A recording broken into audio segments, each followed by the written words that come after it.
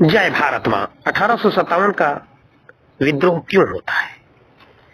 भारतीयों में एकता के अभाव के चाहे जो कारण रहे हो, यह विद्रोह के लिए घातक सिद्ध हुआ। लेकिन विद्रोहियों के लक्ष्य को धक्का पहुंचाने वाली यह अकेली कमजोरी नहीं थी। उनके पास आधुनिक अस्त्र शस्त्रों तथा अन्य युद्ध सामग्रियों का अभाव था। अधिकांश तो भालों और तलवारों जैसे पुराने हथियारों से वे लड़ते थे, किंतु उनका संगठन सही नहीं था।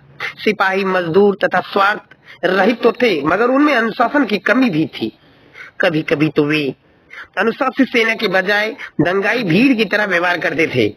विद्रोही इकाइयों के पास सैनिक कार्रवाई की साझी योजनाओं और अधिकार संपन्न प्रमुखों और केंद्रीकृत नेतृत्व का अभाव था। देश के विभिन्न भागों में विद्रोह के बीच कोई तालमेल नहीं था। विदेशी शासन के प्रति एक साझी घृणा को छोड़कर कोई संबंध सूत्र नेताओं के बीच नहीं था।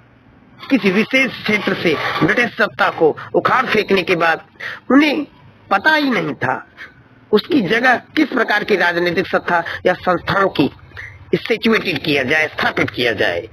वे एक दूसरे के प्रति ईर्ष्या और सशंकित रहते थे और आपसी झगड़े और ईर्ष्या द्वेष में उलझे रहते थे।